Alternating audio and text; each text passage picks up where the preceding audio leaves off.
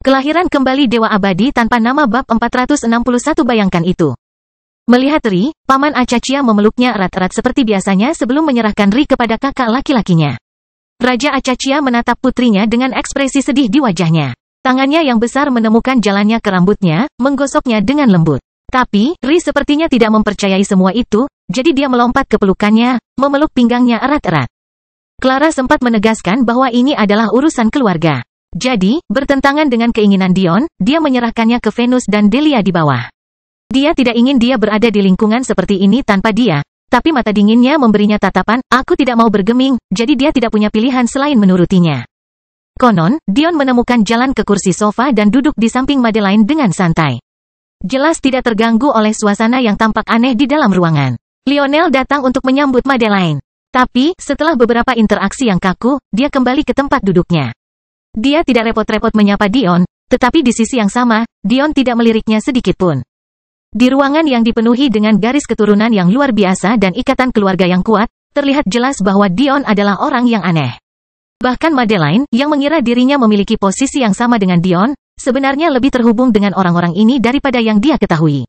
Ava tidak hadir, menyadari bahwa dia tidak akan mendapat kesempatan untuk melawan Tami. Dia memutuskan untuk bertarung memperebutkan tempat di peringkat formasi Meridian dan saat ini berada di bawah peningkatan stoknya. Pada akhirnya, Raja Akasia menawari Ri tempat duduk di sampingnya dan Ratu Akasia, namun Ri menggelengkan kepalanya dan malah duduk di sebelah kanan Dion sementara Madeline terus duduk di sebelah kirinya. Jelas pendapat ayah atau tidak, dia memilih Dion. Segera, ruangan itu menjadi lebih sunyi dari sebelumnya. Raja Belmont, istrinya, anak dan dua putranya duduk di salah satu sudut. Big Red, istrinya, dan putra sulungnya duduk di kursi lain.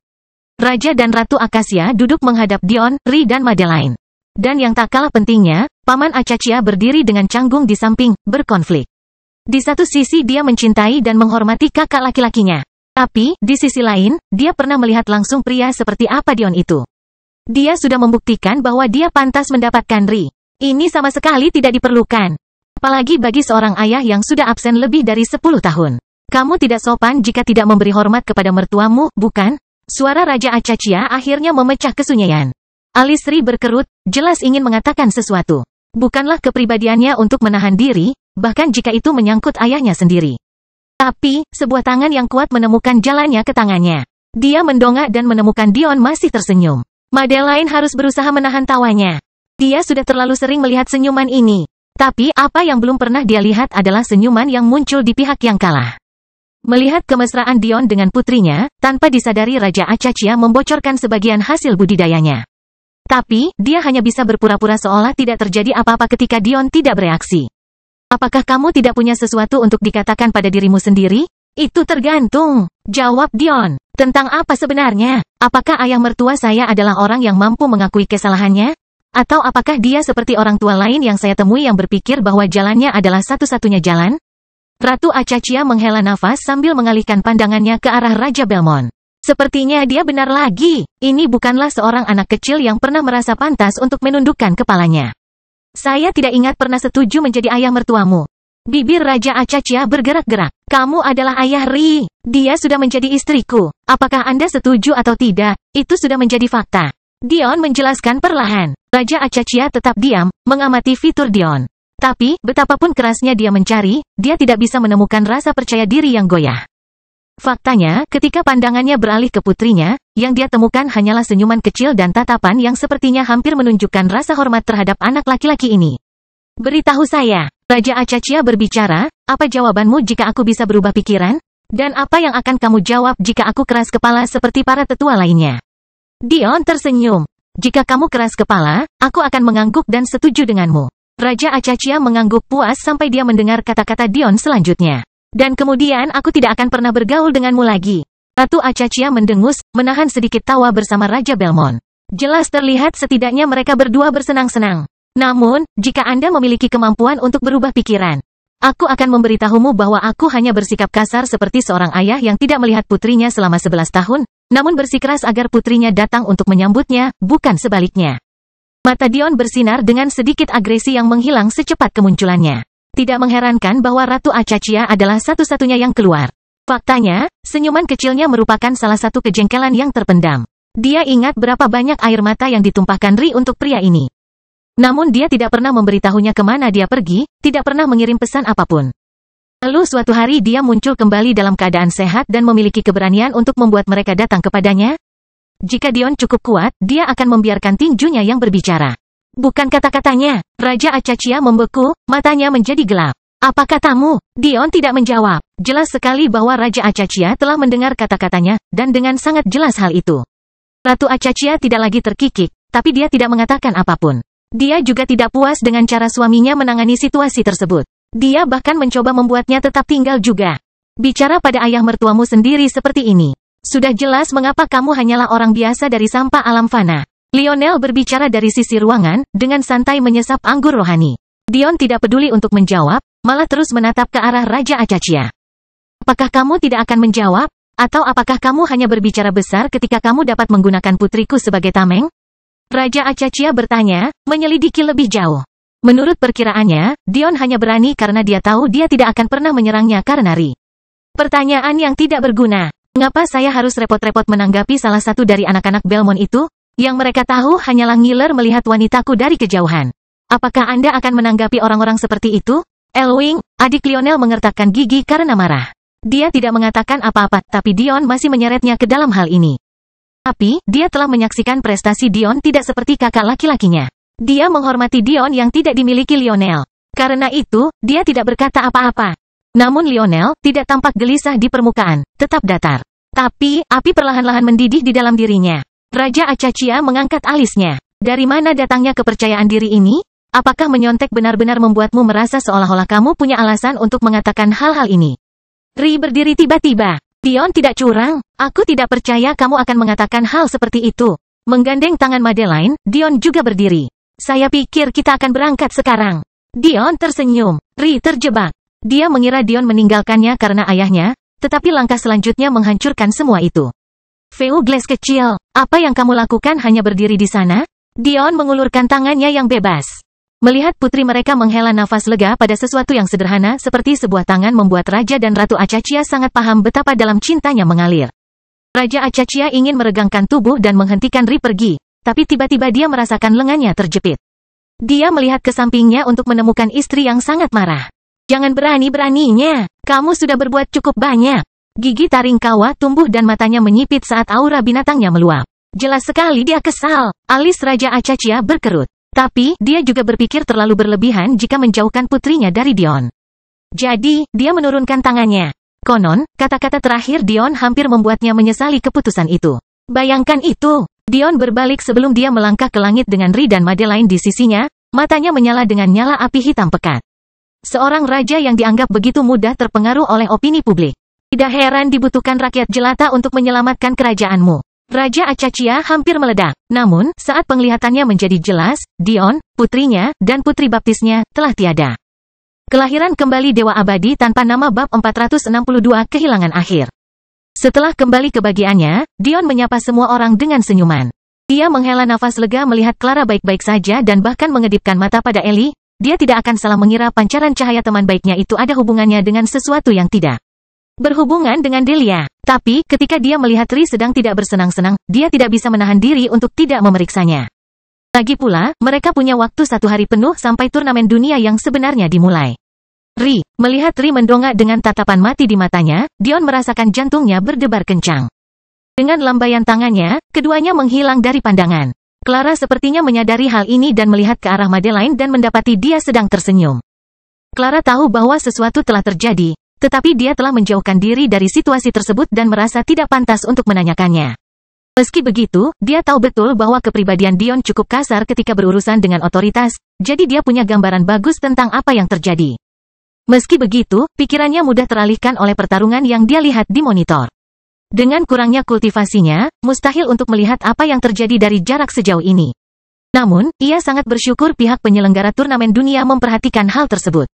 Luar biasa. Dia mengucapkan kata itu untuk yang kesekian kalinya.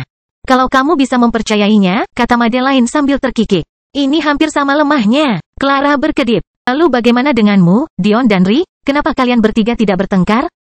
Oh, itu karena kita sudah lolos ke babak utama. Kesadaran tiba-tiba menimpa Clara.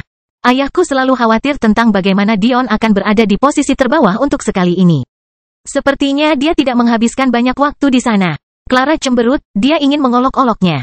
Tapi tidak banyak yang percaya padanya, kata Madeline lembut, melihat ke arah menghilangnya Ri dan Dion. Apa yang telah terjadi? Clara bertanya. Tapi, penjelasan yang didengarnya hanya membuatnya marah. Dion punya banyak hal tapi dia tidak pernah curang. Pipi Clara menggembung, jelas terlihat gelisah. Madeline tersenyum. Dion adalah tipe orang yang lebih memilih kalah atau mati daripada membiarkan seseorang berpikir dia tidak menganggap dirinya lebih baik dari mereka. Dia tidak akan pernah menipu. Madeline membenarkan pemikiran Clara. Tapi, mereka melakukan kesalahan.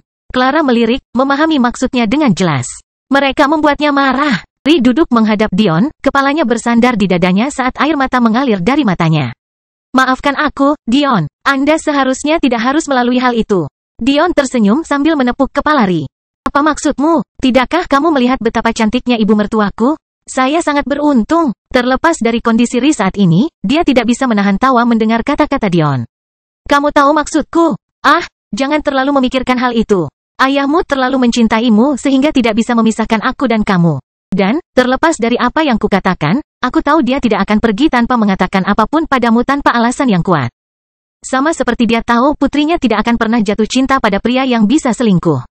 Benar-benar, Ri menyeka air matanya dengan lengannya, mencoba menenangkan diri sebelum melihat ke atas.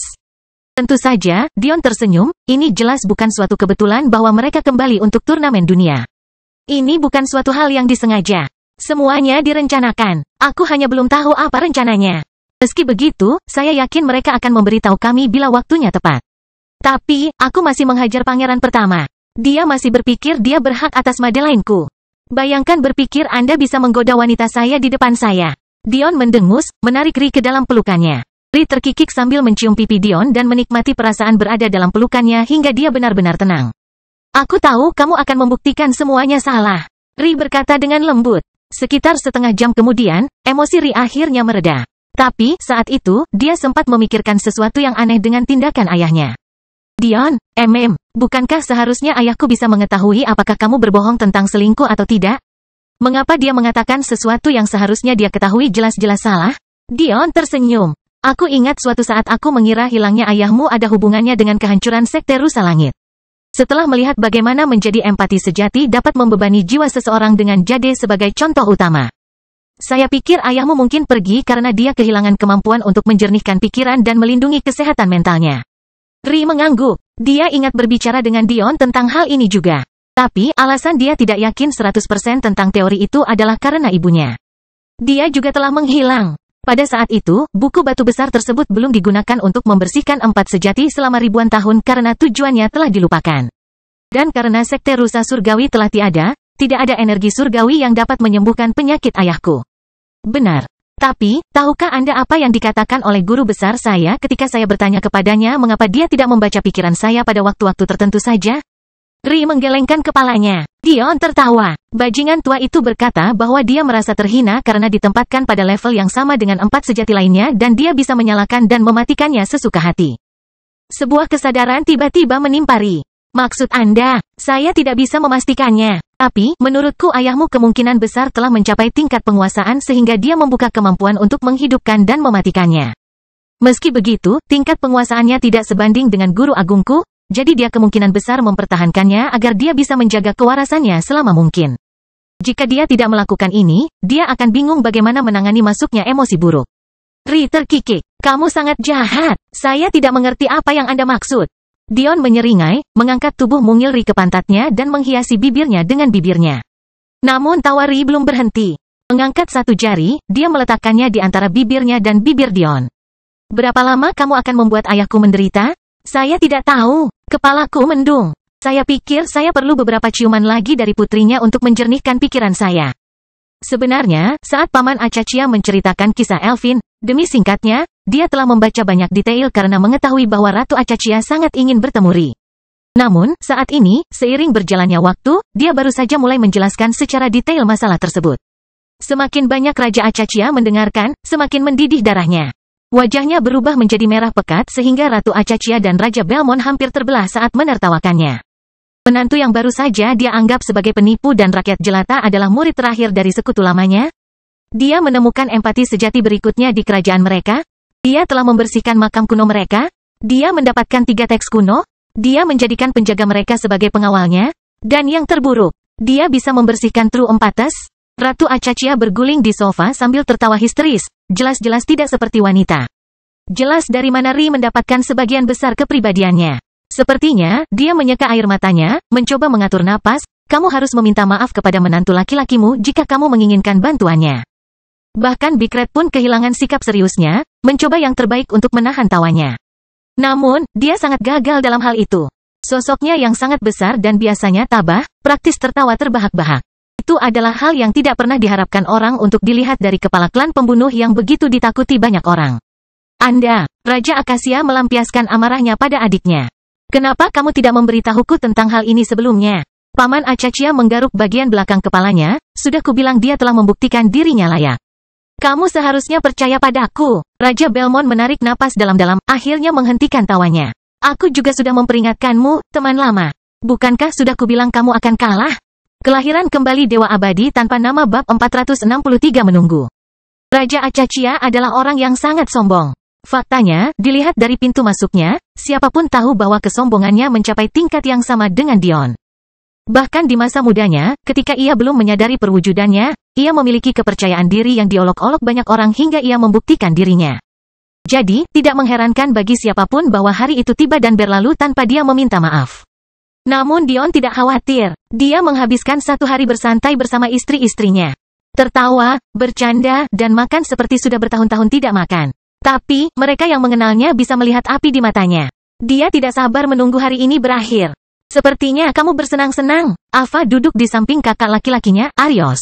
Arios tersenyum sambil mengusap kepala adiknya. Bagaimana kabarmu? 5 teratas. Ava mendengus. Dengan semua ahli Meridian yang benar-benar kuat bersaing untuk mendapatkan peringkat keseluruhan, mengapa saya tidak menjadi yang teratas? Terima kasih karena tidak memperhatikanku. Dion yang sedang berbaring di sofa dengan kepala bertumpu di pangkuan Madeline melambai. Aku sedang menonton, aku bersumpah. Pembohong. Ava cemberut. Saya pergi ke Skybox dulu. Mengapa kamu tidak menghabiskan waktu bersama mertuamu? Kamu tidak bisa menculik Ri yang malang dari orang tuanya? Ri terkikik, mendongak dari duduk di meja bersama Clara, Venus, Delia. Dan gadis-gadis Elvin. Berapa ayahku membayarmu untuk mengatakan itu? Ava terbatuk, melihat dia tertangkap basah. Meskipun kesannya sangat kecil terhadap Raja Akasia, secara teknis dia masih salah satu sahabat ayahnya. Dan, dia sangat mengagumi Ratu Acacia. Jadi, mereka seperti bibi dan paman angkatnya. Karena itu, ketika dia melihat betapa merahnya wajah Raja Acacia, dan mengetahui situasinya dari kakak laki-lakinya, Riley, dia berpikir dia akan mencoba membantu. Dion, kamu terlalu sombong. Ava mendengus. Dion menyeringai, menempelkan pipinya ke paha lembut Madeline, jelas puas dengan dirinya sendiri saat dia memainkan rambutnya dengan ringan. Ini akan segera waktunya untuk pergi. Kata Dion tiba-tiba. Apakah mereka sudah menjelaskan formatnya?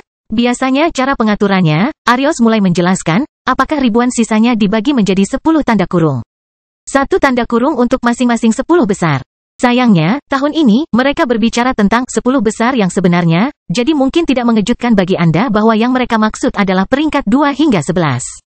Dion duduk, mengangguk. Dia juga mengharapkan hal yang sama. Begitu dia mengikuti babak seleksi akhir, dia sudah melepaskan haknya untuk masuk 10 besar.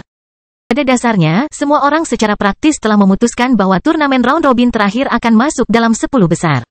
Namun, demi keadilan bagi pegiat muda yang mungkin sama kuatnya, putaran pertama ini adalah untuk mendapatkan hak menantang peringkat 10 besar untuk mendapatkan tempat di pertarungan kedua dari belakang. Idenya adalah selama Anda berhasil masuk 9 besar dalam kelompok Anda bisa menantang salah satu dari 10 peringkat teratas. Ini juga demi keseimbangan. Dion mengangguk. Dengan cara ini 10 besar harus berjuang dalam banyak pertarungan juga karena akan ada 90 penantang untuk 10 orang. Benar. Tapi, itu hanya jika 10 besar tidak ada yang diganti. Dalam kasus yang sangat jarang terjadi, beberapa benar-benar mengalahkan peringkat 10 besar. Namun, dalam kasus tersebut, penggantiannya juga dapat ditentang. Mata Dion berbinar. Sehingga menempatkan orang-orang di luar 10 besar pada posisi yang sangat dirugikan. Arios mengangguk. Bayangkan baru saja bertarung melawan peringkat 10 besar.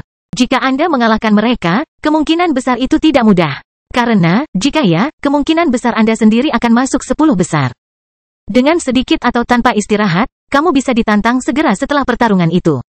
Ario menghela nafas. Inilah sebabnya, pada tahun lalu, jumlah yang memilih untuk menantang peringkat 10 besar sangat sedikit. Kecuali Anda memiliki keyakinan yang tinggi terhadap kemampuan Anda, hal itu tidak layak dilakukan. Mereka yang berhasil mendapatkan hak untuk menantang malah memutuskan untuk menyimpan staminanya agar bisa bertarung demi posisi yang lebih baik di 100 besar. Semuanya masuk akal. Jika Anda berhasil menjadi salah satu dari 90 orang yang memperoleh hak tantangan, Anda sudah dinobatkan sebagai salah satu dari 100 talenta terbaik di alam semesta. Mengapa mengambil risiko kematian atau cedera yang melumpuhkan? Lebih baik membuat taruhan yang lebih aman. Namun kesadaran tersebut hanya membuat darah Dion mendidih. Dia baru sekarang mulai memahami sepenuhnya betapa pentingnya kehilangan 10 gelar teratasnya. Dion tersenyum, tertawa kecil. Jika saya tidak memberi mereka cacat, apakah itu menyenangkan? Aku tidak sabar untuk melihatmu ditendang. Clara tertawa. Seseorang terdengar gila karena dia tidak bisa melakukannya sendiri lagi. Dion menyeringai. HMPH. Tunggu saja. Tapi lalu apa format untuk menentukan 9 besar di setiap bracket? Clara tiba-tiba bertanya. Jelas sekali meskipun dia berkata begitu, dia masih khawatir. Pada dasarnya, ini adalah pertarungan untuk mendapatkan poin. Aryo menjelaskan. Setiap orang memulai dengan jumlah tertentu tergantung pada peringkat kumulatif. 20 besar, tentu saja tidak termasuk 10 besar yang tidak berpartisipasi, diberikan 10 poin. Kemudian, peringkatnya turun 1 hingga mereka yang tidak mendapat peringkat memulai dengan 1 poin. Jadi, 30 teratas, atau peringkat 20-29 dalam hal ini, akan mulai dengan 9 poin dan 100 teratas, atau 90-100, akan mendapat 2 poin. Semua orang dari 101 ke bawah akan memulai dengan 1 poin. Seperti yang bisa Anda tebak, mencapai 0 poin berarti Anda kalah dan tidak bisa lagi mendapatkan poin. Perjuangan bisa dilakukan dengan 2 cara. Anda bisa menggunakan aturan saham atau aturan taruhan. Aturan stok digunakan hampir setiap saat. Pada dasarnya, pejuang dengan jumlah poin lebih rendah menentukan apa yang dipertaruhkan. Hal ini untuk memastikan bahwa mereka yang memiliki jumlah poin lebih tinggi tidak selalu ditantang karena hukumannya ditetapkan untuk lebih merugikan pemegang poin lebih rendah. Jika Anda mempunyai 1 poin, Anda hanya bisa berjuang untuk mendapatkan 1 poin. Namun, jika Anda kalah, Anda juga kehilangan 1 poin dan karenanya tersingkir. Jika Anda memiliki 2 poin, Anda hanya dapat memperoleh hingga 2 poin tambahan. Tetapi jika Anda melakukan ini, Anda juga harus kehilangan 2 poin jika kalah. Pada dasarnya, Anda hanya dapat memilih untuk memperoleh, dan karenanya kehilangan, poin dalam jangkauan Anda. Namun pada akhirnya, ini dibatasi pada 5 poin. Hanya maksimal 5 poin yang dapat ditukarkan dalam satu pertandingan jika menggunakan aturan stok. Namun aturan taruhan, tidak ada batasan seperti itu. Tapi, ini tidak sesederhana kelihatannya. Aturan taruhan dinamakan demikian karena alih-alih pemegang poin terendah yang menentukan jumlahnya, aturan tersebut harus disepakati oleh kedua belah pihak. Jadi, bagaimana semua ini bisa berakhir? Tanya Dion. Sederhana, sungguh. Dalam satu bracket, karena Anda hanya dapat menantang pejuang di bracket yang sama dengan Anda, ada sejumlah poin yang ditentukan. Ketika jumlah poin yang telah ditentukan sebelumnya dimiliki oleh 9 orang, kontes dihentikan. Jika ada hasil seri, maka mereka yang memiliki hasil seri mempunyai pertarungan terakhir untuk memutuskan. Ada 990 orang yang berpartisipasi. Akan ada 10 tanda kurung, jadi 99 untuk 1 tanda kurung. Tanda kurung akan membagi peringkat kumulatif secara merata, atau, cobalah yang terbaik untuk melakukannya. Artinya setiap bracket hanya akan memiliki 1 peringkat 30 teratas, atau seseorang yang berada di peringkat antara 20 dan 29. Dan seterusnya, peringkat 11 sampai 19 hanya memiliki total 9 orang. Tapi, peringkat 90 sampai 100 jelas mempunyai 11. Ini berarti akan ada satu kelompok yang tidak memiliki 20 anggota teratas sama sekali dan satu lagi dengan 2 anggota 90 sampai 100. Ini bisa menjadi hal yang baik atau buruk tergantung pada bagaimana hal itu terjadi. Selain itu, grup normal akan memiliki 54 poin yang diakumulasikan oleh 9 ranker, dan tambahan 90 poin yang diakumulasikan oleh 90 prajurit lain-lain. Setelah 9 teratas mendapatkan gabungan 108 poin, atau 75% dari total poin, bracket akan ditutup. Saat Arios menyelesaikan penjelasannya, suara keras penatua dan terdengar di seluruh stadion besar. Inilah yang telah kita tunggu-tunggu. Akankah 1000 prajurit terakhir kita berhasil keluar? Saatnya tahap akhir dimulai. Kelahiran kembali Dewa Abadi tanpa nama bab 464 poin. Dion berdiri dan menggeliat. Satu hal lagi, Arios. Meham, bagaimana tantangannya? Hampir lupa. Untuk menghentikan 9 orang teratas menghindari persaingan dan memilih yang terlemah serta menghindari yang terkuat. 9 orang dari non-peringkat mengambil 9 tempat di 9 tahapan. Kemudian, orang-orang dapat mulai menantang mereka. Orang-orang tersebut dapat memilih untuk tetap berada di panggung sepanjang waktu dan mengumpulkan kemenangan dari tantangan, atau mereka dapat mundur. Karena Anda hanya diwajibkan menerima satu tantangan berturut-turut, Anda tidak harus terus-menerus berada di atas panggung. Orang-orang itu juga dapat memilih untuk mengirimkan tantangan. Namun, perbedaannya adalah jika Anda menguasai suatu tahapan, tantangan Anda tidak akan pernah bisa diabaikan, atau tantangan tersebut akan menjadi kemenangan secara otomatis. Satu-satunya pengecualian adalah orang yang baru saja turun dari panggung. Mengerti? Dion bahkan tidak perlu mengatakan apapun. Bahkan sebelum dia menyelesaikan kalimat terakhirnya, Ri dan Madeline sudah berada di sisinya. Dia menganggap kilasan kemarahan di wajah mereka menggemaskan, tapi dia tidak mengatakan apa-apa. Semoga beruntung, Clara memanggil. Dia hanya bisa menghela nafas kembali ke kursinya ketika yang dia dapatkan hanyalah kedipan dan lambaian tangan dari Dion. Orang itu tidak pernah menunjukkan emosi aslinya. Touch. Zaltarish mengikuti mereka keluar. Dia berhasil masuk 1000 besar bersama dengan beberapa elf lainnya. Tapi, Dion tidak mau peduli dengan orang seperti Clarice Grimble. Hati-hati, Ellie berkata lirih, menyadari bahwa Delia juga akan menjadi bagian dari pertarungan ini. Delia tersenyum. Dia 1,5 kepala lebih pendek dari Ellie yang bisa dibilang setinggi Dion, tapi Ellie sepertinya tidak pernah menunjukkan ukuran tubuhnya. Dengan kecepatan yang terlalu cepat untuk dilihat oleh siapapun yang hadir, Delia mengulurkan ujung jari kakinya dan mencium pipi Ellie sebelum menghilang. Baru setelah dia berhasil menyusul kelompok itu, Ellie akhirnya merasakan sedikit basah di pipinya. Dan mungkin baru setelah pertempuran berlangsung dia pindah. Penatua dan melihat ke bawah dari langit ke arah ribuan kontestan yang tersisa. Selain 10 besar, mereka semua berkumpul di tengah stadion, bersiap untuk pertarungan terakhir mereka. Kemarahan muncul di matanya ketika dia melihat Dion tersenyum dan riang, berbicara kepada istrinya seolah-olah tidak ada hal penting lainnya yang terjadi. Namun, di bagian klan Dewa Kerajaan Clyde, raja mereka fokus pada hal lain. Sepertinya anak haramu jauh lebih beruntung daripada yang kukira. Suara itu bergema di telinga Ratu Clyde, menyebabkan darah kembali menetes dari hidungnya. Tapi, dia telah memetik pelajarannya. Setelah menyaksikan putrinya hampir mati, dia menghilangkan emosinya sepenuhnya. Itu hanya merugikannya sekarang. Seperti yang kalian semua tahu, akan ada 10 bracket total dan hanya 9 teratas dari masing-masing bracket ini yang akan mendapatkan hak untuk menantang 10 peringkat teratas dan memperebutkan tempat di 100 teratas. Ini akan ditampilkan secara penuh untuk semua orang. Tontonlah dan tidak akan ada kemungkinan bagi para penipu untuk berhasil. Para monitor fokus pada Dion, berharap dapat mempermalukannya. Tapi, yang mereka temukan hanyalah seorang pemuda tampan yang sedang tertawa bahagia bersama istri-istrinya. Kemarahan massa sepertinya kembali memuncak. Mereka tampaknya tidak ingin membiarkan penampilan Dion yang kuat mengubah kebencian mereka terhadapnya. Mata Raja Acachia menatap punggung Dion. Jika kamu tidak bisa masuk 100 besar, kamu tidak layak untuk putriku. Secara teknis dia sudah melakukannya, kakak. Paman Acachia menimpali. Jangan beri aku omong kosong itu. Cahaya membandel muncul di mata Raja Acachia. Kau terkikik. Mungkin kalau kamu lebih baik, menantumu bisa membersihkanmu. Lalu kamu bisa memeriksanya sendiri. Raja Acachia mengertakkan gigi, memusatkan perhatiannya pada pertempuran di bawah. Di bagian Sapientia, reaksi orang tua Madeline tidak jauh berbeda dengan reaksi Raja Akasia. Tapi, tidak ada yang ingin melihat Dion gagal lebih dari Koneri Sapientia. Dia tidak dapat memastikannya karena indera keenamnya tidak sekuat Dion, tetapi dia tidak ragu bahwa Madeline sudah tidak perawan lagi. Dia hanya ingin melihat Dion terbunuh. Bunuh dia. Koneri mengirim pesan secara diam-diam, suaranya terdengar marah. Kamu sudah gagal sekali. Saya tidak akan menerima kegagalan lagi. Suara seorang wanita segera merespon. Saya pikir ada sesuatu yang disalahartikan, Patriark Sapientia. Terlepas dari perjanjian yang kita miliki sebelumnya, saya masih seorang jenius dari klan tambahan Ragnar. Saya harap dalam ancaman Anda bersedia memprovokasi para Ragnar. Saya yakin dengan informasi yang dapat diakses oleh Sapientia, Anda memahami betapa bodohnya hal itu. Meski begitu, saya tidak membutuhkan ancaman motivasi Anda untuk mendapatkan cukup insentif untuk membunuhnya. Atas apa yang dia lakukan pada adik perempuanku, dia sudah menyerahkan nyawanya. Di tengah kerumunan 990, seorang wanita cantik dengan mata merah mencolok dan rambut hitam legam panjang. Siapapun yang memperhatikan tahu siapa dia. Jenius yang tak terbantahkan dari klan Ipsum dan peringkat 4 teratas di planet bumi.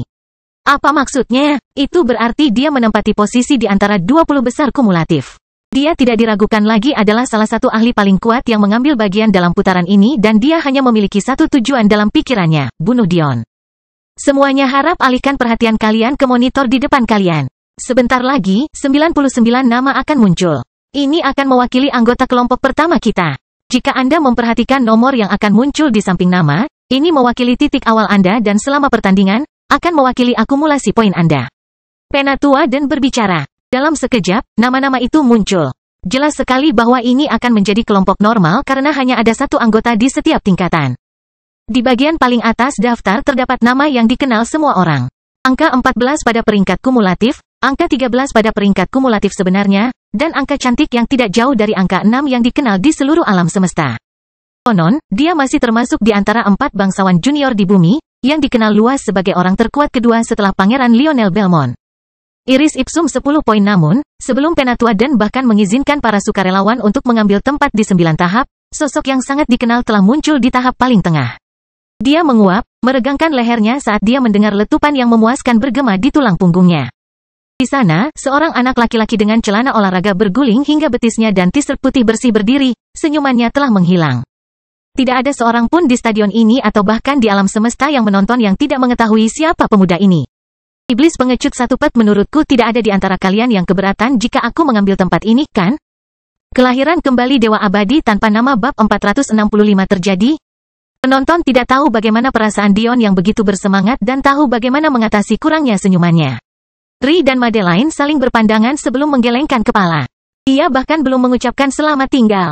Faktanya, tidak seorang pun seharusnya mampu menelusuri daftar 99 orang dengan begitu cepat, bahkan sebagai seorang kultivator. Jelas bahwa tidak ada yang lebih mengantisipasi pertandingan terakhir ini selain Dion. Penatua dan tertawa dengan gelisah. Tampaknya tindakan Dion telah membekukan kontestan non-peringkat hingga tidak ada yang mau menjadi sukarelawan. Ya, sampai Dion mengalihkan pandangannya ke arah kerumunan mereka. Sebaiknya kalian semua jangan buang waktuku. Jika kamu menjadi sukarelawan dengan cepat, setidaknya akan ada 8 orang yang tidak aku tantang. Kata-kata Dion sepertinya mengejutkan para non-ranker hingga sadar. Dalam waktu dekat, 8 prajurit lagi muncul. Mereka bahkan tidak punya waktu untuk memikirkan betapa memalukannya mereka jika begitu saja menuruti kata-kata Dion. Tapi, ada perasaan pada Dion yang membuat mereka merasa seolah-olah dia tidak boleh dilanggar. Kehendak iblisnya menjadi semakin sulit untuk dia kuasai. Penatua dan berdeham. Tantangan bekerja berdasarkan Anda. Dion menunjuk ke arah kerumunan. Tanpa ragu sedikit pun, Dion telah memilih lawan pertamanya. Dia merasa tidak perlu menunggu penjelasan dan kemarahannya pasti tidak akan membiarkannya melakukan hal itu. Dia sudah menunggu terlalu lama. Bibir Raja Belmont bergerak-gerak ketika dia memandang teman lamanya, Raja Akasia. Apa aku bilang dia sama sombongnya denganmu? Saya minta maaf, teman lama. Ketika semua orang melihat siapa yang ditantang Dion, nafas kolektif keluar dari stadion. Bahkan orang yang paling bodoh pun tidak punya ruang untuk tertawa dan setiap orang hanya mempunyai satu pemikiran, jika kamu benar-benar percaya bahwa kamu adalah orang nomor 1. Bukankah ini caramu bertindak? Bibir Iris ipsum bergerak-gerak. Kerumunan prajurit telah berpisah darinya, tidak diragukan lagi bahwa Dion menunjuk ke arahnya. Semua orang mengerti maksudnya. Bagi seseorang yang hanya memiliki 1 poin untuk menantang seseorang dengan 10 poin dengan segera adalah hal yang belum pernah terjadi sebelumnya. Sekalipun Anda mempunyai dendam terhadap seseorang, hal itu tidak banyak manfaatnya bagi Anda. Bahkan jika kamu menang, kamu hanya akan mengambil 1 poin dari orang itu. Namun, jika kalah, Anda akan tersingkir. Belum lagi betapa kuatnya seseorang dengan 10 pet di awal permainan. Pilihan Dion tidak masuk akal. Jelas dia hanya punya satu tujuan, untuk membuktikan suatu hal. Apakah kamu akan bangun di sini? Atau apakah kamu hanya pandai menyerang orang secara diam-diam? Api hitam pekat menari-nari di mata Dion saat dia menatap Iris. Dia tahu, fitur Iris hampir tidak berfluktuasi saat dia berjalan ke panggung, mendarat dengan lembut dan anggun. Sepertinya tidak ada orang yang berniat menantang orang lain. Fokus semua orang tertuju pada pertarungan yang satu ini. Tahukah kamu kenapa aku akan membunuhmu hari ini? Suara manis Iris terdengar di seluruh stadion, mendorong semua orang ke tepi kursi mereka. Hati Clara berdebar kencang saat mendengar kata-kata itu. Tiba-tiba dia sadar bahwa dunia persilatan ini adalah tempat yang seperti itu. Nyawa Dion dipertaruhkan di sini, dia tidak bisa melupakan hal seperti itu. Gadis-gadis Elfin merasa kasihan pada Clara. Mereka telah mengenalnya dengan baik selama beberapa hari terakhir. Dan meskipun matanya dingin, dia tampaknya memiliki selera humor yang sangat kontras dengan perasaan yang Anda dapatkan saat melihatnya. Tapi, kepribadian itu tidak pernah lebih menonjol daripada saat dia berinteraksi dengan Dion. Jelas bahwa dia sangat menyayanginya. Jadi, untuk mendengar seseorang secara terang-terangan mengancam hidupnya, tidak perlu seorang jenius untuk memahami apa yang dia rasakan saat ini. Namun, Dion tidak mengatakan apapun sebagai tanggapan. Sebaliknya memilih untuk berdiri di sana dan mengamati dengan tenang. Sebenarnya ada beberapa alasan. Iris berbicara dengan lemah. Pertama adalah adikku. Anda memiliki keberanian untuk menyebabkan rasa sakitnya. Siapa yang memberikan hak kepada orang biasa sepertimu untuk membunuh cinta kakakku? Clara mencengkeram lututnya. Meskipun dia sadar bahwa kemungkinan besar Dion pernah membunuh sebelumnya. Tapi, mendengarnya dinyatakan dengan sangat jelas. Dia tidak tahu bagaimana perasaannya. Alasan kedua, lebih bersifat pribadi. Mata Iris mulai bersinar terang, rambut hitam legamnya melebar keluar dan berkibar tertiup angin. Pembuluh darah kristal merah pekat mulai muncul di udara, seolah-olah itu adalah tanaman merambat yang hidup. Karena perbuatanmu yang tidak masuk akal, aku melewatkan kampanye 2 tahun lalu, karena merawat adikku. Anda bertanggung jawab langsung atas tidak masuknya saya dalam 10 besar saat ini. Kemarahan muncul di hati Iris. Dia juga memahami pentingnya mendapatkan posisi 10 besar saat memasuki babak final. Baginya, karena Dion dia pada dasarnya kehilangan kemampuannya untuk bersaing memperebutkan tempat. Yang bisa dia lakukan sekarang hanyalah mengincar tempat ke-11. Nonton terkejut hingga menyadari, apakah itu berarti Iris setara dengan peringkat 10 besar? Dan terakhir, pembuluh kristal merah Iris mencapai badai, mekar menjadi mawar yang mengarahkan kemarahannya ke Dion. Kamu tidak menghormatiku dengan menantangku terlebih dahulu. Anda tidak pantas masuk 10 besar, jadi Anda pikir Anda bisa menipu orang lain agar berpikir bahwa Anda lebih dari diri Anda sendiri dengan memanfaatkan saya. Beraninya kamu. Budidaya Iris melepaskan seluruh kekuatannya, aura merah pekat memecahkan arena di bawah wajahnya saat ciri-ciri kemarahan murni mewarnai penampilannya yang dulu halus. Jeritan penyihir bergema di seluruh arena saat hutan pohon merah bermunculan di sepanjang lantai arena. Semua orang memusatkan perhatian pada satu peristiwa. Apa yang akan terjadi? Kelahiran kembali Dewa Abadi tanpa nama bab 466. Dion tetap tidak terpengaruh oleh tampilan Iris. Warna putih pekat dan buram membanjiri area sekitar Dion, menghalangi hutan merah untuk mencapainya. Mata Raja Acacia berbinar. Banyak yang tidak menyadari wasiat ini, namun dia langsung menyadarinya. Kehendak surgawi. Namun Dion masih tidak bergerak. Sebaliknya, cincinnya menyala ketika seorang teman akrabnya muncul. Yang sudah bertahun-tahun tidak dia gunakan. Pedang sepanjang 6 kaki berwarna hitam legam yang kebal cahaya muncul. Tangisan kebahagiaan yang dahsyat terdengar di seluruh stadion saat aura merah darah mulai menetes dari pedang. Mata Dion bersinar dengan emas, kamu sudah terlalu lama tertekan. Arai yang dia tempatkan pada pedang sejak lama hancur. Tangisan kebahagiaan semakin terdengar di telinga semua orang yang hadir. Roh pedang transenden Dion meraung ke langit, memotong udara itu sendiri saat naga hitam yang membentang ratusan meter terwujud. Tapi kemudian, Dion melakukan sesuatu yang tidak dapat diduga oleh siapapun. Dengan satu gerakan cepat, Dion menikamkan pedangnya ke tanah, meninggalkannya di sisinya. Dia tidak layak untukmu. Naga di langit sepertinya mengangguk mengakui kata-kata Dion sebelum meringkuk dalam posisi tidur siang sebelum menghilang. Kamu pasti bertanya-tanya kenapa aku repot-repot mengeluarkan pedang ini. Dion menatap mata Iris, sama sekali tidak terganggu dengan hasil kultivasinya. Kalau begitu, aku rasa aku akan membuat daftarnya sendiri. Dion mengambil langkah maju, kulitnya memerah saat dia mendorong keinginan kaisar iblisnya ke tingkat kesempurnaan pertama. Pertama, pidato omong kosongmu begitu panjang sehingga pikiranku bertanya-tanya, dan aku kebetulan mengingat pedangku ini. Setidaknya kamu berhasil membangkitkan ingatanku tentang kapan terakhir kali aku perlu menggunakannya. Dion mengambil langkah lain, kabut tebal keluar dari bibirnya saat dia mendorong keinginan kaisar iblisnya ke tingkat kesempurnaan kedua. Kedua, kultivasi Anda berada pada tingkat pengumpulan esensi ke-6. Dan Anda juga merupakan ahli kelas 4 atas. Jadi, untuk menyelamatkan harga dirimu, aku akan berusaha sekuat tenaga. Dion mengambil satu langkah lagi. Pembuluh darahnya menonjol, mengalirkan darah emas pekat ke seluruh tubuhnya. Garis-garis emas mulai melapisi kulitnya seolah-olah itu adalah tato yang terukir tepat di bawahnya. Tetapi hal itu membawa kita pada hal ketiga dalam daftar kita. Setelah aku memutuskan untuk menjadi orang baik dan mengampuni perasaanmu, aku kemudian mendengar omong kosong tentang aku yang tidak layak masuk 10 besar. Dion melesat ke depan. Cincin emas merah tertinggal di belakangnya. Dia tidak menggunakan teknik gerakannya, tubuhnya terlalu sombong. Mata Iris berbinar. Pembuluh darah kristal merah mencambuk keluar, mengirimkan paku merah mengarah ke Dion. Formasi emas ungu cemerlang berkembang di jalur Dion, menghantam panah kristal dengan keras.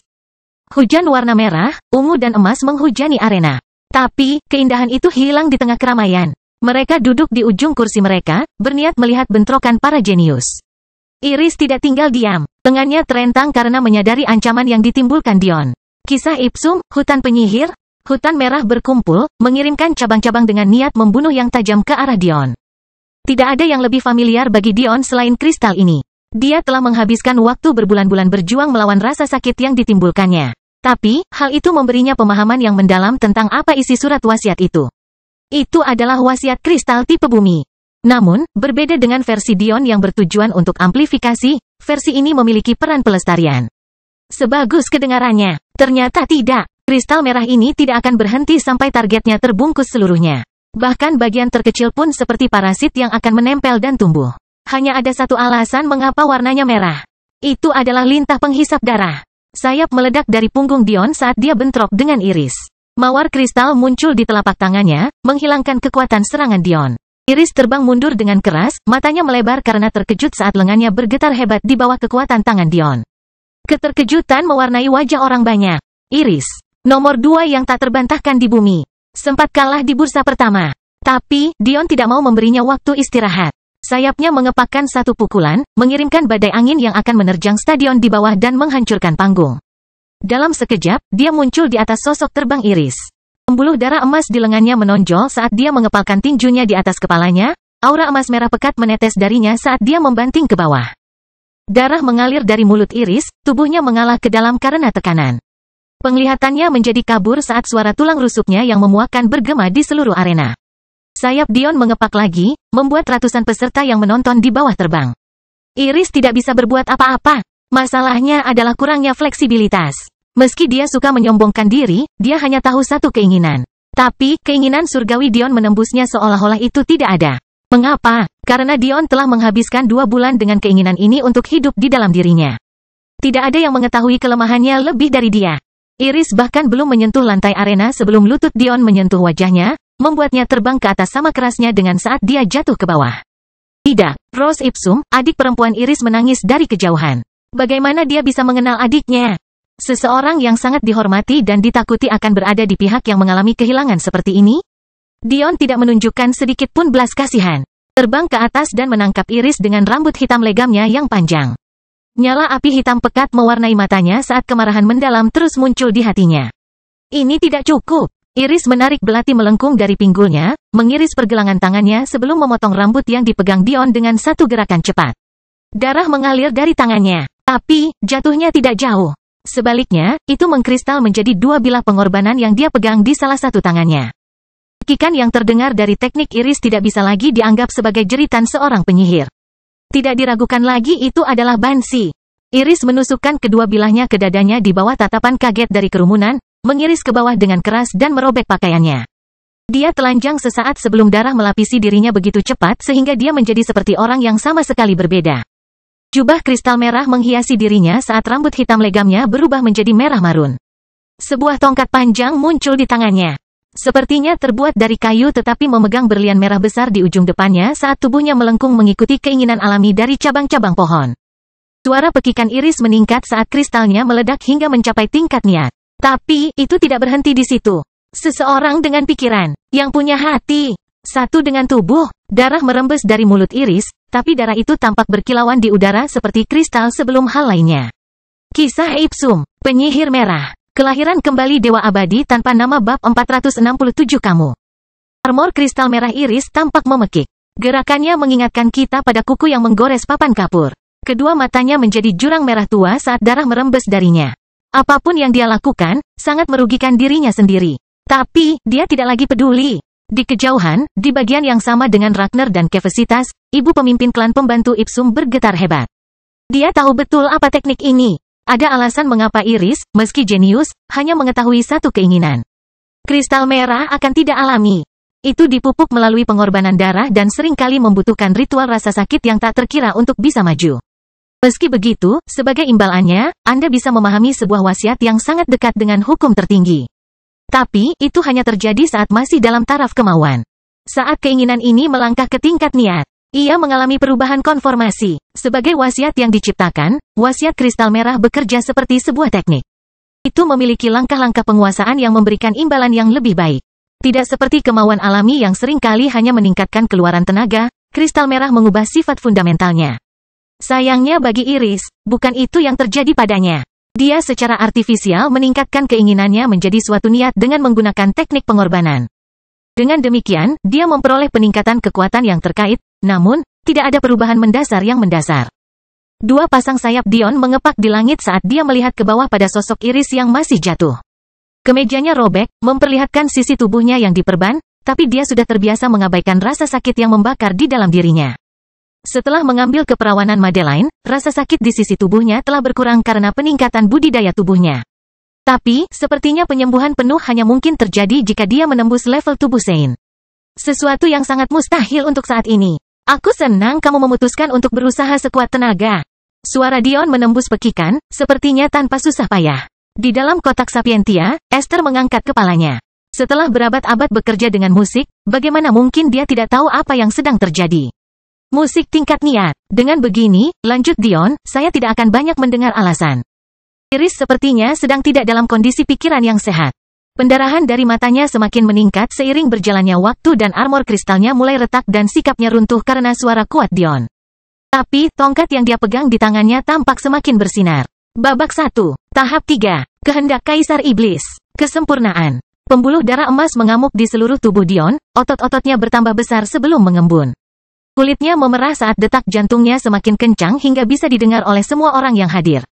Mata Patriark Pakal menyipit. Teknik itu, Kaetlem. Ya, ayah, apakah kamu bilang kamu kenal anak ini? Ya, aku yakin kamu bilang kamu berhutang padanya. Apakah Anda memberinya salah satu teknik kami sebagai kompensasi? Tentu saja tidak. Hidupku tidak pernah dalam bahaya karena aku tidak memasuki menara warisan bersama yang lain. Saya mencoba mempelajari kemauan iblis karena ini adalah kesempatan bagus. Sayangnya, saya gagal. Konon, karena dialah kami menemukan keberadaan teknik pengorbanan darah. Alis sang patriark berkerut. Apakah aku salah? Dion berdiri seperti Raja Iblis di udara. Menanggapi teknik ini, rambutnya tumbuh dengan liar, berkibar-kibar ditiup angin. Kehendak tingkat pertama mulai berputar di sekelilingnya. Kehendak pedang. Luar angkasa akan. Waktu akan melakukannya. Angin akan. Kehendak surgawi. Kehendak setan. Hitam dan perak bentrok. Arena di bawah kaki Iris meledak di bawahnya, mengirimkan air mata ke seluruh bumi saat berat badannya bertambah berkali-kali. Jeritannya meningkat sebagai protes. Kecepatan lampu merah yang semakin cepat, mengirimkan perasaan menakutkan ke seluruh stadion. Pedang, angin, langit, dan angkasa akan melingkari lengan Dion, berputar dengan ganas saat dia melesat ke depan. Dampak dari kepakan sayapnya belum pernah terjadi sebelumnya. Sebuah kawah yang membentang ratusan meter muncul di bawah kakinya, menciptakan jurang yang hampir tidak bisa dilihat ujungnya. Dalam sekejap, Dion muncul di depan penyihir yang memekik itu saat tongkatnya berteriak ke arahnya. Tinju Dion merobek udara, menghancurkan kristal yang menyimpan akumulasi kekuatan Iris. Aliran darah menyelimuti sekeliling saat Iris berteriak kesakitan. Matriark Ipsum berdiri dengan kasar. Mustahil, namun tinju Dion sepertinya tidak bermaksud untuk berhenti. Itu mengarah ke tubuh Iris, merobek armor kristal merahnya. Iris terbang mundur, tulang rusuknya retak sekali lagi. Kamu tahu, Dion berbicara, matanya berkedip menyebabkan susunan pertahanan emas ungu cemerlang tiba-tiba menghentikan momentum Iris saat tinju berlapis wasiatnya menghantamnya lagi. Aku merasa lucu ketika kalian para bangsawan berpikir hanya hidup kalian saja yang penting. Susunan pertahanan Dion hancur karena kekuatan tinjunya, tetapi susunan pertahanan lainnya muncul dengan cepat, menangkap momentum Iris lagi. Karena sepertinya aku ingat, tinju Dion menghantam wajah Iris yang tadinya lembut, hidupku terancam oleh 11 dari kalian yang disebut bangsawan. Gravitasi Dion akan membanting Iris ke bawah, mendaratkannya tepat di atas tendangan tajamnya. Ratu Acachia meringis bahkan ketika dia terkikik. Sepertinya tidak baik membuat menantu kita marah, bukan suami? Bibir Raja Acachia bergerak-gerak tapi dia tidak merespon. Menurut perkiraanku, sayap Dion mengepak, membawanya ke sosok Iris yang terbang dalam sekejap. Kalian semua cukup beruntung, aku hanya membunuh satu dari kalian. Tubuh Dion berputar sambil melenturkan tubuhnya secara ekstrim. Tumitnya terangkat ke depan, diberkahi oleh kemauan angin yang meningkat bahkan saat dia berputar lebih cepat. Tingkat pertama. Tingkat keempat. Tingkat ke-9. Retakan yang memuakkan bergema di seluruh arena saat kaki Dion hampir membuat tengkorak Iris jatuh ke dalam. Tubuhnya terbang ke bawah begitu cepat hingga api besar mulai menyelimuti dirinya. Tapi, sepertinya Dion belum merasa muak. Tubuhnya melesat ke depan sebelum dia melapisi tenggorokan Iris. Berhenti, kamu menang. Matriark Ipsum mengirim pesan langsung ke Dion. Dia tidak mampu membuat marah Patriark Ragnar, jadi ini adalah satu-satunya pilihannya. Dan kemudian kamu ingin bicara tentang kesalahanku karena kamu tidak masuk dalam 10 besar. Dion sepertinya tidak mendengar apapun. Kamu setidaknya berusia 40 tahun. Bahkan mungkin 50 tahun. Menurut Anda, setelah akumulasi tahun-tahun kampanye, 1 tahun adalah alasan mengapa Anda tidak masuk dalam 10 besar? Cengkeraman Dion semakin erat di tenggorokan Iris saat tubuhnya yang hampir tak bernyawa tergantung di udara. Kerumunan bahkan tidak menyadari dengan benar apa yang mereka lihat. Apakah ini nyata? Mata Dion bersinar dengan emas saat sebuah susunan melilit leher Iris dan mengangkatnya ke udara. Kemudian, dengan kilatan lainnya, arena telah diperbaiki sepenuhnya. Seolah-olah tidak terjadi apa-apa, ekspresi kesal muncul di wajah Dion ketika dia tiba-tiba menyadari ada rambut di matanya. Menyebalkan sekali. Dengan satu sapuan pedangnya, rambutnya sekali lagi menjadi pendek seperti sebelumnya. Anda, Dion menunjuk ke kerumunan sambil mengambil pedangnya. Semua orang melihat sekeliling dengan bingung. Apa maksudnya kamu? Tapi, saat itulah tiba-tiba kesadaran menghantam mereka semua. Dion ingin terus menantang. Wajah Penatua dan berkedut. Apa yang harus dia lakukan mengenai hal ini?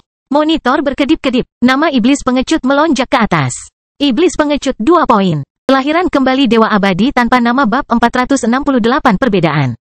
Orang yang ditunjuk Dion tidak tahu bagaimana perasaannya. Apakah dia benar-benar harus naik sekarang? Bukan berarti dia lemah. Dia berada di peringkat 97 pada peringkat kumulatif. Tapi, bagaimana mungkin itu bisa dibandingkan dengan Iris? Dia menggelengkan kepalanya dengan keras. Saya kalah. Iblis pengecut 4 poin. Anda. Dion menunjuk lagi. Kali ini terhadap seorang wanita. Peringkat ke-72. Dalam tindakan yang tidak mengejutkan siapapun, dia juga menggelengkan kepalanya. Iblis pengecut 8 poin. Anda. Iblis pengecut 11 poin. Anda. Iblis pengecut 16 poin. Anda. Setan pengecut 21 poin. Tiba-tiba, kerumunan itu mengerti apa yang sedang terjadi. Tapi, sebelum ada yang bisa mengatakan apapun, Dion mulai menantang 9 peringkat teratas itu 2 kali untuk mengambil sisa poin mereka. Lagi pula, ada batasan 5 poin per pertempuran. Tapi, apakah mereka berani melawan Dion? Pada akhirnya, setan pengecut 55 poin. Tubuh Iris yang tidak sadarkan diri telah ditantang oleh Dion sebanyak 3 kali. Dan karena dia tidak layak untuk bertempur, hal itu otomatis dianggap sebagai kekalahan baginya. Orang lain mungkin berpikir untuk mengambil keuntungan dari hal ini juga. Tapi, beranikah mereka memprovokasi Dion sedemikian rupa? Semua orang hanya bisa menyaksikan Dion membodohi prosesnya. Dia menyapu bersih posisi 9 teratas sendirian dan secara praktis memberi 8 prajurit tempat di 100 besar yang tidak pantas mereka dapatkan. Semua untuk membuktikan suatu hal. Clara memutar matanya. Dan kukira aku mengkhawatirkanmu. Masih topi sombong yang sama. Gadis-gadis Elfin terkikik, sudah terbiasa dengan kepribadian Dion dan Clara sekarang. Setelah mengumpulkan 55 poin untuk dirinya sendiri, Dion mengalihkan pandangannya kembali ke Iris yang masih tergantung di lehernya sebelum mendengus dan menjatuhkannya. Kau melumpuhkan dirimu sendiri. Dion dengan santai melompat dari panggung, melepaskan kehendak kaisar iblisnya saat dia disambut oleh puluhan wajah pahit. Oh, apakah kalian semua marah padaku? Senyum Dion kembali muncul. Dia tidak seperti dulu lagi. Teriakan persetujuan terdengar, terutama dari 9 besar kecuali Iris, tentu saja. Biarpun kamu punya dendam pada Iris, kenapa kamu harus melampiaskannya pada kami juga? Sekarang kita tersingkir, menggunakan masa untuk mendapatkan keberanian, salah satu ranker berbicara. Dion mulai tertawa. Kamu ingin marah padaku? Bagaimana kalau Anda marah kepada penyelenggara yang menganggap pantas menempatkan saya di sini dalam satu grup dengan orang-orang di level ini? Para ranker membeku. Jika Dion mengucapkan kata-kata yang sama beberapa menit yang lalu, itu akan dianggap sebagai lelucon. Tapi sekarang, bisakah dia benar-benar mendapatkan tempat nomor 1? Untuk memanggilku iblis pengecut, klan badut Kevesitas tidak lain adalah itu. Wajah Penatua dan menguatkan kata-kata Dion. Namun, ada satu orang yang memiliki kemarahan yang melebihi orang lain. Bumi berguncang dan bergemuruh di bawah setiap langkahnya. Dia adalah pria bertubuh besar, tingginya 4 meter. Garis rahangnya sangat besar sehingga tampak seperti raksasa, memiliki ukuran dan massa otot yang sama. Femi Gap, peringkat 11. Peringkat sebenarnya 10. Dion mengangkat alisnya ketika sosok besar ini berdiri di hadapannya. Bumi seakan ingin menarik Dion dan berat badannya seakan bertambah karena tatapan tajam pria bertubuh besar ini.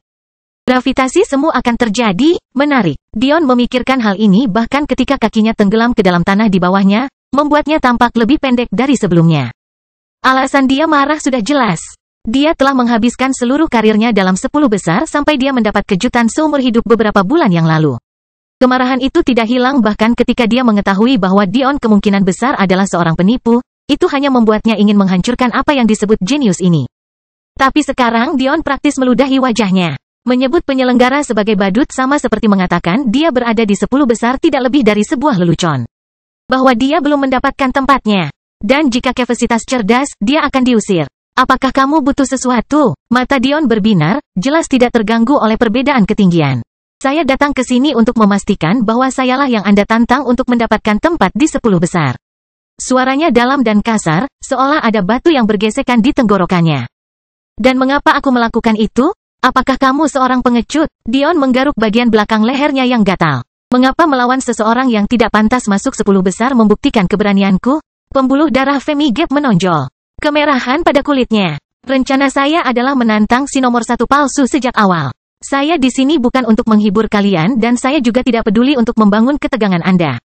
Palsu nomor 1, tiba-tiba semua orang mengerti persis apa yang dimaksud Dion. Dia tidak pernah berencana menyerang titik terlemah 10 besar dan berharap yang terbaik. Tidak, dia ingin menghancurkan Lionel Belmont sejak awal. Dia tidak ingin menahan ketegangan dan juga tidak peduli. Raja Belmont melirik ke arah putranya tetapi hanya bisa menghela nafas ketika dia melihat ekspresi datar yang sama seperti yang selalu dia lakukan. Awalnya, dia ingin Dion membuktikan dirinya layak terhadap Madeline dengan mengalahkan putranya. Tapi, Dion tidak hanya membuktikan bahwa dia tidak perlu memalsukan peringkat, dia juga berhasil lolos dengan Madeline tepat di depan hidungnya. Raja Belmont mempunyai sedikit keraguan dalam hatinya bahwa keperawanan Madeline telah hilang dan dia tidak mempunyai kendali atas masalah tersebut. Dan sekarang anak ini tidak punya keraguan untuk menamparkan wajah klan kerajaan di depan umum. Tapi, bisakah Belmont menyalahkannya? Sebagai seorang raja, yang dia lakukan hanyalah membiarkan rakyatnya memfitnah seseorang yang masih kecil pada akhirnya. Raja Belmont tidak ragu bahwa jika dia adalah Dion pada masa itu, atau apakah Raja Acachia atau Big Red adalah, mereka akan bereaksi dengan cara yang persis sama. Dion disikat oleh Femi. Dia tidak berniat membuang waktunya lagi di sini.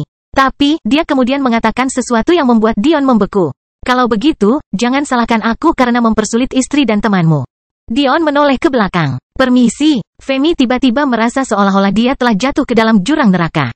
Tapi, sebagai seorang pejuang berpengalaman, dia tidak akan membiarkan pandangan apapun mengganggunya hingga menunjukkan bukti nyata. Maksudku, braket mereka akan segera hadir. Dan tentu saja, mereka sangat kuat. Tapi, sistem ini memungkinkan adanya tantangan berantai, bukan? Planet Deimos memiliki cukup banyak di putaran selanjutnya. Sayang sekali jika mereka tidak masuk 100 besar karena terlalu lelah. Api hitam menari-nari di mata Dion. Karakter Femi ini ingin memanfaatkan tantangan yang sama yang digunakan Dion untuk memaksa Ri dan Madeline melakukan beberapa pertarungan berturut-turut. Dan katakanlah mereka terluka. Mata Femi bersinar menyeramkan. Kecelakaan bisa saja terjadi. Beberapa potongan kecil. Dan mungkin mereka berakhir lebih dari sekedar terluka. Bahkan mungkin sudah mati. Dion tiba-tiba mengulurkan jarinya. Tidak ada yang tahu apa yang dia lakukan, tapi bagi mereka yang memperhatikan, dia jelas-jelas menunjuk ke arah Skybox Belmont Sicarius yang menampung mertuanya. Mengapa? Dia dengan jelas mengatakan dia akan menanganinya. Ekor biru perak Ratu Acachia perlahan menghilang di udara. Seandainya Dion tidak melakukan apa yang dia lakukan, dia akan terbang dengan kecepatan lebih cepat dari sebelumnya. Dia tidak melihat putrinya selama 11 tahun. Dia tidak peduli perang apa yang dimulai, tapi dia tidak akan membiarkan siapapun mengancam Ri di depannya. Apakah Femi ini berpikir bahwa Catlification tingkat surgawinya hanya untuk pertunjukan? Apakah mereka berpikir bahwa mereka bisa saja mengancam akan membunuh putrinya di sini dan dia tidak akan berbuat apa-apa? Apakah kamu tahu perbedaan antara kamu dan Iris? Dion berkata dengan lemah. Dia lemah. Bayangkan berpikir Anda bisa masuk 10 besar dengan kultivasi yang menyedihkan dan hanya satu kemauan yang dikuasai. Tidak, jawab Dion. Perbedaannya adalah aku akan membunuhmu. Kelahiran kembali Dewa Abadi tanpa nama bab 469 solusi. Dengan sekejap, tubuh Dion menghilang dari posisinya di belakang Femi dan muncullah Ri dan Madeline, senyuman menghiasi wajahnya. Dia tidak tampak seperti pria seperti beberapa saat yang lalu. Sebaliknya dia penuh perhatian, hangat dan bahkan sedikit khawatir. Pada titik inilah penonton mulai mengabaikan label penipu Dion, sampai batas tertentu. Entah dia curang atau tidak, dia baru saja membuat alasan yang sangat bagus mengapa dia harus masuk 10 besar. Dan, seperti yang mereka semua tahu, 10 besar adalah satu tingkatan tersendiri. Perbedaan antara 10 dan 1 tidak sebesar langit dan bumi. Atau begitulah pikir mereka. Bibir Femi Gap bergerak-gerak. Tanpa sepengetahuannya, kata-kata Dion membuatnya membeku di tempat selama beberapa detik terlalu lama. Tapi, dia cepat pulih. Dia tidak tahu ada apa dengan Dion yang sepertinya terus-menerus menekan semua orang di sekitarnya. Tapi yang dia tahu adalah dia tidak punya niat untuk kalah. Dan karena Dion ini bersikeras untuk memprovokasi dia, sekutunya juga akan menderita. Yang tidak diketahui Femi adalah kemampuan menekan Dion adalah karena kekuatan jiwanya. Bahkan para tetua yang jauh lebih kuat dari Dion selalu merasakan tekanan terus-menerus darinya karena sebagian dari mereka akan selalu lebih lemah darinya. Dion tidak mengetahuinya, tapi dia sedang mengetuk pintu untuk sesuatu yang baru. Di Focus Academy, konfrontasi pertama yang dia alami adalah dengan adik laki-laki Akihiko, Kami Mayumi. Selama konfrontasi itu, Dion langsung melukai Mayumi dengan satu teriakan, menekan jiwanya dan melukainya. Karena Dion sekarang memiliki kebiasaan menekan tingkat jiwanya sendiri, dia tidak lagi menggunakan kemampuan ini sejak saat itu, bahkan sampai melupakannya sepenuhnya. Namun, masalah yang lebih besar dalam menggunakan kemampuan ini adalah posisi rentan yang ditempatkan Dion. Tindakan menyerang dengan jiwa, seperti yang dibuktikan oleh kematian Saeklem, sangatlah berbahaya. Satu-satunya alasan Dion berada di pihak yang menang adalah karena dia sangat diremehkan. Tidak ada yang mengira dia memiliki kultivasi untuk dibicarakan sama sekali. Masalah lain yang mungkin sama pentingnya adalah kenyataan bahwa seorang penyerang harus mempersiapkan diri untuk jangka waktu yang lama seperti yang dilakukan Saeklem. Atau, jika Anda memiliki cukup bakat, seperti yang dilakukan Dion, untuk melewatkan waktu persiapan, Anda masih memerlukannya. Jiwa beberapa tingkat lebih tinggi untuk menjadi sukses. Meski begitu, Anda masih menghadapi risiko besar. Banyak faktor perancu seperti inilah yang sering membuat teknik tipe jiwa menjadi tidak praktis. Inilah sebabnya mengapa gerakan menuju teknik tipe jiwa tambahan seperti manifestasi dan alkimia diciptakan. Dengan menggunakan medium seperti manifestasi dan aurora, Anda memiliki perisai terhadap kerusakan langsung pada jiwa. Manifestasi penerbangan teratas dapat berdampak langsung pada tubuh fisik pengguna atau memiliki bentuk fisik apapun. Misalnya sayap Dion. Ini adalah representasi fisik dari manifestasinya. Logika yang sama juga berlaku untuk senjatanya. Karena kekuatan jiwanya terhubung dengan sayap, Dion dapat mencapai kecepatan yang sebanding dengan orang suci tingkat rendah jika dia mau. Meski begitu, hal itu memberikan tekanan yang sangat besar pada jiwanya mengingat itu adalah batasannya. Pada saat yang sama, seluruh tubuh Dion tidak membuat pertarungan dengan kecepatan seperti itu bisa dilakukan. Mengapa? Karena meski dia bisa mengepakkan sayapnya sekuat itu, sisa manifestasinya tidak bisa menyerang dengan kecepatan yang sesuai untuk itu. Pada saat yang sama, karena dia tidak memiliki tubuh setingkat Sein, terbang dengan kecepatan seperti itu memberikan tekanan yang sangat besar padanya. Contoh lainnya adalah bagaimana kekuatan senjatanya berkorelasi langsung dengan kekuatannya. Karena dia memiliki jiwa tingkat suci, dia bisa mewujudkan senjata tingkat Grandmaster. Namun, ini adalah contoh lain tentang bagaimana budidaya Dion lainnya membatasi potensi penuh jiwanya. Lagi pula, hanya memiliki senjata setingkat Grandmaster tidak berarti kamu sekuat orang suci. Sama seperti pedang spiritual Dion tidak membuatnya sekuat ahli tingkat surgawi. Semua ini menunjukkan bahwa tidak seperti pengembangan tubuh dan energi, pengembangan jiwa selalu penuh dengan peringatan, pengecualian, dan batasan.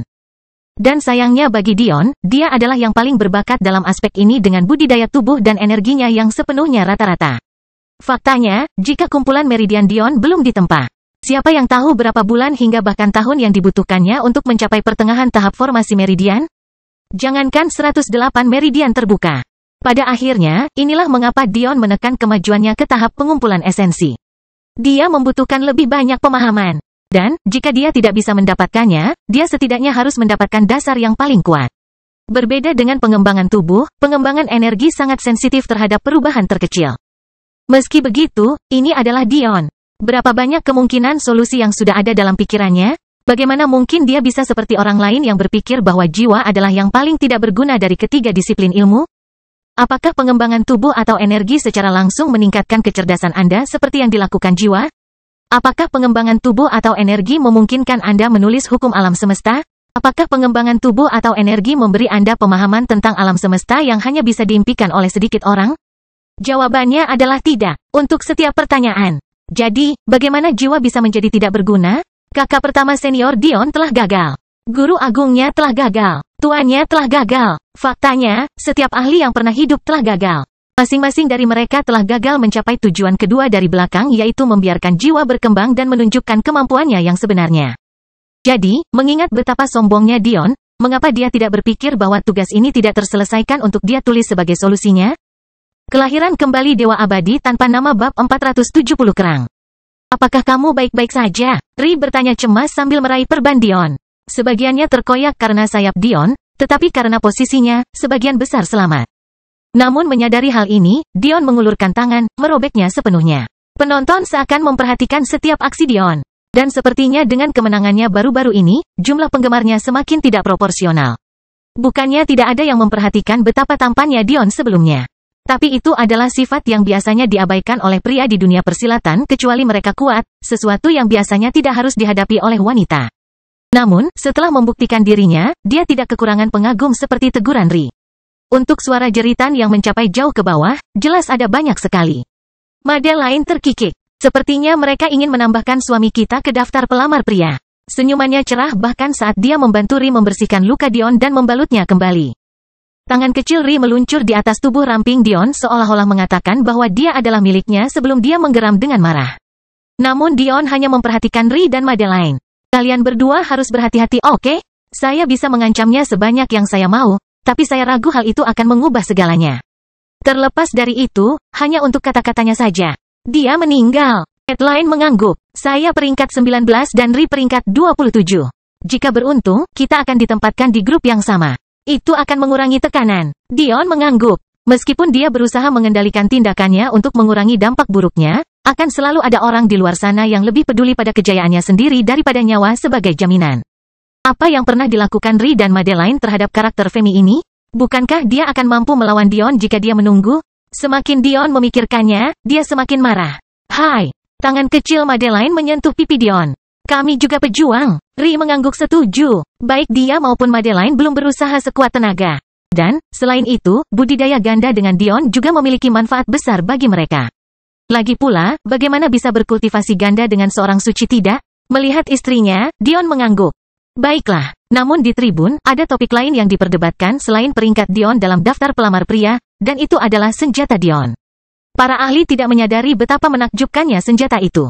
Untuk mewujudkan jiwanya sendiri, dan menjadi begitu besar, tidak diragukan lagi bahwa itu luar biasa. Tapi, tidak ada yang berani berspekulasi tentang pangkat senjata ini. Karena jika mereka melakukannya, akan menimbulkan kekacauan. Daiyu Chenglei punya senjata spiritual, ya? Tapi, berapa banyak orang lain yang memiliki senjata kaliber ini? Tanpa garis keturunan dan warisan keluarga yang dalam. Bagaimana mungkin hal seperti itu bisa terjadi? Bahkan para elf telah kehilangan semuanya. Senjata itu, tidak diragukan lagi. Raja Akasia berbicara. Kamu tahu pedang itu? Ratu Akasia bertanya. Raja Acachia mengertakkan gigi. Aduh, suami, apakah Anda kesulitan untuk mengakui menantu Anda? HMPH, anak itu bahkan tidak menyadari apa yang baru saja dia ungkapkan. Dia begitu fokus untuk terlihat keren sehingga dia bahkan melakukan hal seperti itu. Kawa Acachia menyodok wajah suaminya sambil bercanda. Bukankah dia memiliki penjagamu untuk melindunginya? Siapa di sini yang bisa menyakitinya meskipun mereka menginginkannya? Melihat Raja Akasia kembali memerah, Kawa terkikik. Penjaga apa ini, Edrim? Tanya merah besar. Di bawah, tampaknya para pengawas secara acak memilih kelompok berikutnya. Untungnya, kelompok berikutnya tidak memiliki catatan, jadi Ri dan Madeline aman untuk saat ini. Mereka adalah boneka formasi Dao dari lembah Raja Mati Elfin. Raja Belmont mencatat. Formasi Dao. Big Red hampir tersedak makanannya. Raja Acachia menggelengkan kepalanya. Mereka seharusnya sudah lama terjatuh dari level itu. Tapi, yang jelas mereka masih berada di alam surga. Namun bagian terburuknya adalah, mereka sebanding dengan pakar kelas 1 kan? Raja Belmont menyelesaikan kalimat temannya. Keheningan menguasai ruangan itu. Menjadi ahli surgawi adalah satu hal.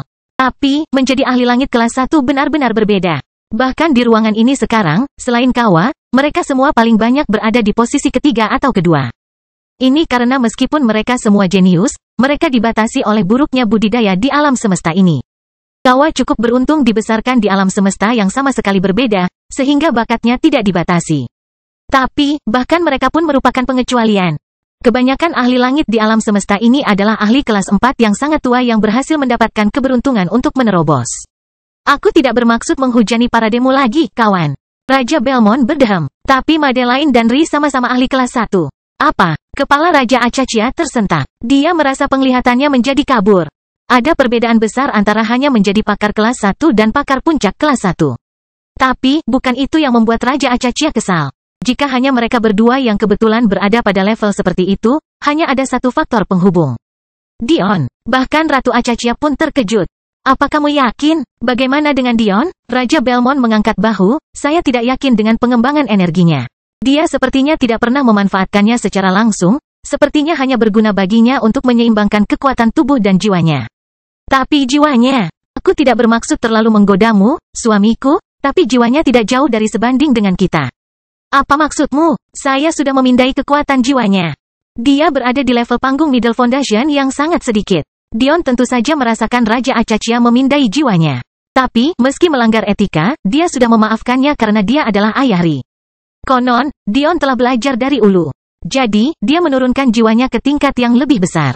Tapi, kali ini, dia menurunkannya terlalu banyak. Tampaknya ayah mertuanya meremehkannya. Ratu Acacia menghela nafas sambil menatap suaminya dengan sedih.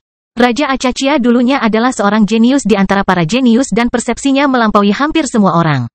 Faktanya, kecakapan bertarungnya dulunya jauh lebih tinggi daripada yang didiktekan oleh kultivasinya karena dia bisa dengan mudah membaca semua yang ingin dilakukan lawannya sebelumnya. Bahkan ketika dia adalah ahli surgawi yang lebih rendah, bertarung setengah langkah menjadi ahli formasi Dao bukanlah masalah. Namun, saat dia merasa kehilangan akal sehatnya, dia mencari cara untuk menghilangkan kemampuan empati sejatinya. Sayangnya, metodenya tidak sesempurna guru besar Dion. Karena itu, budidayanya harus ditekan ke tingkat surgawi pertama. Dia tidak bisa lagi mewujudkan jiwanya. Dan tanpa Kawa di sisinya, kemungkinan besar dia akan mati ratusan kali lipat dalam beberapa tahun terakhir. Hanya bisa dikatakan bahwa kurangnya pembersihan berdampak lebih besar pada Raja Akasia ini daripada yang dia akui. Dia adalah cangkang dari dirinya yang dulu.